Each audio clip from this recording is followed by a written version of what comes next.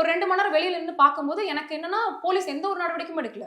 உள்ள மேனேஜ்மெண்ட் வேடிக்கை பார்த்துட்டு இருக்காங்க, வெளியே வந்து போலீஸ் வேடிக்கை பார்த்துட்டு இருக்காங்க. உடனே நான் என்ன பண்றேன் அப்படின்னா அட்வொகேட் அப்படிங்கிற அடிப்படையில ஏஎஸ்எஃப் ஸ்டேட் வைஸ் பிரசிடென்ட் அப்படிங்கிற அடிப்படையில உள்ள போறேன். உள்ள போய் மாணவர்கிட்ட வந்து உரையாடுறேன். இந்த போராட்டத்தை நீங்க எப்படி கொண்டு போகணும், எப்படி நீங்க வந்து உங்களுடைய கோரிக்கைகள் நிறைவேற்றணுங்கிற என்னுடைய கருத்துக்களை மாணவர்கிட்ட சொல்லிட்டு அவங்களுக்காக ஆதரவு கொடுத்து நான் உள்ள நின்றுட்டு இருக்கேன். அவ்வளவு நேரம் படிக்கட்டுல உட்காந்து வேடிக்கை பார்த்துட்டு இருந்த கல்லூரி நிர்வாகம் நான் உள்ள வந்ததுக்கு அப்புறம் தான் என்ன கேள்வி கேட்க வராங்க.